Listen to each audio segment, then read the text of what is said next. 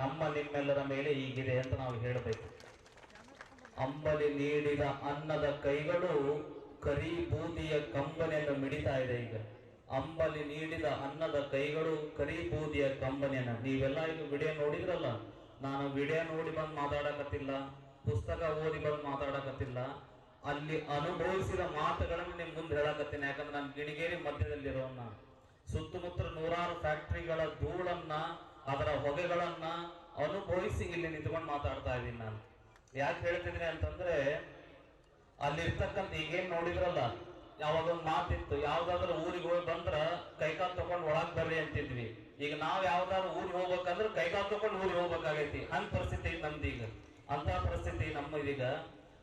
ಆಮೇಲೆ ನಿರುದ್ಯೋಗ ಐತ್ರಿ, ಉದ್ಯೋಗ ಸಿಗ್ತೈತ್ರಿ, ಕಾರ್ಖಾನೆ ಬಂದ್ರೆ ಉದ್ಯೋಗ ಸಿಗ್ತದೆ ಅಂತ ಎಲ್ಲಾರು ಮಾತಾಡೋದು ಕೇಳತ್ತೀನಿ ನಾನು. ಈಗಿನ ಕಾರ್ಖಾನೆಗಳು ಉದ್ಯೋಗ ಕೊಟ್ರೆ ಸಾಕಾಗೈತಿ, ನೀರಿಳಿಯದ ಗಂಟಲು ಕಡುಬಿ ತುರುಕಿದಂತಾಯ್ತು ಅಂತ ಪರಿಸ್ಥಿತಿ ನಮ್ದೀಗ. ಈಗಿನ ಕಾರ್ಖಾನೆಗಳು ಕೇವಲ 20-30% ಮಾತ್ರ ಕರ್ನಾಟಕದವರಿಗೆ ಕನ್ನಡಿಗರಿಗೆ ನೌಕರಿ ಕೊಟ್ಟಾರ. ಉಳಿಕಿದ 70% ಬೇರೆ ರಾಜ್ಯದವರು ನೌಕರಿ ಐತಿ. ಅದ ನೌಕರಿ ನಮ್ಮ ಕರ್ನಾಟಕ ಕೊಪ್ಪಳದಲ್ಲಿ ಕೊಟ್ಟರೆ ಸಾಕು, ಇನ್ನೊಂದು ಫ್ಯಾಕ್ಟ್ರಿ ಬರೋ ಅವಶ್ಯಕತೆ ಇಲ್ಲ ನಮಗಂತ ಹೇಳ್ಬೋದು. ಆ ನೌಕರಿ ನಮಗ್ ಕೊಡ್ಬೇಕಲ್ಲ ಕರ್ನಾಟಕದ ಕನ್ನಡದವರಿಗೆ, ಅವ್ರು ಬಿಡಿಸ್ರಿ ನೀವು. ಮತ್ತೆ ಇನ್ನೊಂದು ನಿರುದ್ಯೋಗ ಅನ್ನೋದು ಬೇಡ. ಇನ್ನೊಂದು ಏನಂತೀರಿ, ಏನ ಕಂಪ್ನಿ ಬಂದ್ರ ಸಿಟಿ ಬೆಳಿತೈತ್ರಿ, ನಮ್ ಊರ್ ಬೆಳಿತೈತ್ರಿ ಅಂತಂತೀವಿ. ಊರ್ ಬೆಳೆದ್ರೆ ಏನೈತೆ ಅಂತ ಹೇಳ್ತೀನಿ ನಾನು. ಅವಾಗ ಒಂದ ಉದಾಹರಣೆ, 300 ರೂಪಾಯಿ ಒಂದ್ ಜೊತೆ ಬಟ್ಟೆ ಸಿಕ್ತಿತ್ತು, ದೊಡ್ಡ ದೊಡ್ಡ ಮಾಲ್ ಆಗ್ಯಾವು, 3000 ರೂಪಾಯಿ ಒಂದ್ ಜೊತೆ ಬಟ್ಟೆ ಸಿಕ್ತತಿ. ಈಗ ಸರಳ ಜೀವನ, ಸುಖಿ ಜೀವನ, ಸಸ್ತಾ ಜೀವನ, ಮಸ್ತ್ ಜೀವನ. ನೀವ್ ಹೆಂಗ್ ದುಬಾರಿ ಜೀವನ ಆಕತಿ, ಹಂಗ ದುಗುಡು ಜೀವನ ಶುರು ಆಕತಿ ಅಂತ. ಎದಕ್ ಹೇಳತ್ತೀವಿ ಅಂತಂದ್ರ, ಫ್ಯಾಕ್ಟ್ರಿ ಆಯ್ತು ಅಂತಂದ್ರ ಸಿಟಿ ಬೆಳಿತದಂತ ಅನ್ಕೊಂತೀವಿ. ಸಿಟಿ ಉದ್ಧಾರ ಆಗೋದಂತಲ್ಲ. ನಾವೇನ್ ಮಾಡ್ತೀವಿ, ನಾವು ಉದ್ಧಾರ ಆಗ್ಬೇಕಂದ್ರೆ ಮೊದಲು ಉಸಿರು ಇರ್ಬೇಕಲ್ಲ, ಉಸಿರಿದ್ರೆ ಆಮೇಲೆ ಉದ್ಧಾರ ಅಂತ, ಉಸಿರಿದ್ರೆ ಆಮೇಲೆ ಉದ್ಯೋಗ ಅಂತ. ಉಸಿರಿಲ್ಲದ್ರೆ ಉದ್ಯೋಗ ತಗೊಂಡು ಏನ್ ಮಾಡ್ತೀವಿ, ಫ್ಯಾಕ್ಟ್ರಿ ಹೋಗ್ಬೇಕಂತಿರಲ್ಲ, ಕೂದಲ ಹಿಂದಡು ಕಿರುಬರಡುವರೆಗೂ ಮೊದ್ಲು ನಿಮ್ದು ಮೆಡಿಕಲ್ ಚೆಕಪ್ ಮಾಡ್ತಾರ ಅವರು. ಒಂದು ಚೂರು ಕೈ ನಡುತ್ತಿತ್ತು, ಒಂದು ಚೂರು ಕೆಮ್ತಿದ್ದೆ ಅಂದ್ರೆ ಕಂಪ್ನಿ ಒಳಗ್ ಕರ್ಕೊಂಡಲ್ಲ, ನಾವು ನೋಡಿ ಅದಕ್ಕೆ ಹೇಳತ್ತೀನಿ. ಈಗ ಅಂತಿರ ನೌಕರಿ ಕೊಡ್ತಾರ, ಅದ ಫ್ಯಾಕ್ಟ್ರಿ ಹೋಗಿ ಬಂದು ಅದ ಅಸ್ತಮಾ ಬಂತು ಅಥವಾ ಅದ ಕೆಮ್ಮು ಬಂತಂದ್ರೆ ಅದ ಫ್ಯಾಕ್ಟ್ರಿ ನಿಮ್ಗೆ ಒಳಗ್ ಕರ್ಕೊಳಂಗಿಲ್ಲ. ಹಿಂಗೈತಿ ವಾಸ್ತವ ಪರಿಸ್ಥಿತಿ ಇದು.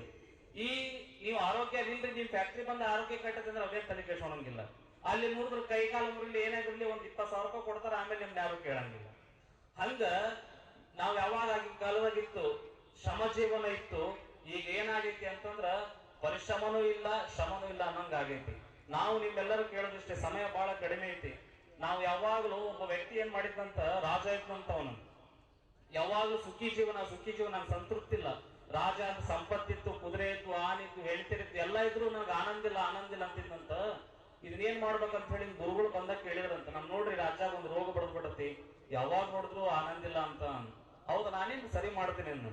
ನಿಮ್ಮ ರಾಜ್ಯದಾಗ ಯಾರ ಆನಂದ ಸಂತೃಪ್ತಿ ಅದರಿ ಅವ್ರದೊಂದು ಅಂಗಿ ತಂದು ಕೊಟ್ಬಿಟ್ರಿ, ನಿಮ್ಮ ರಾಜ್ಯನ ರೋಗ ಆರಾಮ್ ಮಾಡ್ತೀನಿ ಅನ್ನಂತ. ಮಂತ್ರಿಗಳು ಕರ್ಕೊಂಡು ಹೋದ್ರಂತೆಲ್ಲ, ಇಡೀ ರಾಜ್ಯ ಸುತ್ತಾಡಿ ಬಂದ್ರು. ಎಲ್ಲ ಕೇಳಿದ್ರು, ಆರಾಮದೇನಪ್ಪ? ನಾನೇ ಆರಾಮ್ರಿ, ನಾನು ಹೇಳ್ತೀನಿ ಶಿಲ ಅಂತ ಒಂದು ಒಬ್ಬ. ಇನ್ನೊಬ್ಬ ಕೇಳಿದ್ರಂತ, ನಾನೇನ್ ಆರಾಮಿಲ್ಲ ಬಿಡ್ರಿ, ನನ್ನ ಮಕ್ಳು ಸರಿ ಇಲ್ಲ ಅನ್ನಂತ. ಇನ್ನೊಬ್ಬ ಕೇಳಿದ್ರಂತ, ನಾನು ಗಾಡಿ ಇಲ್ರಿ ಅನ್ನಂತ. ಎಲ್ಲಾರು ಈಗ ಅನ್ಕೊಂತ ಹೋದ್ರು.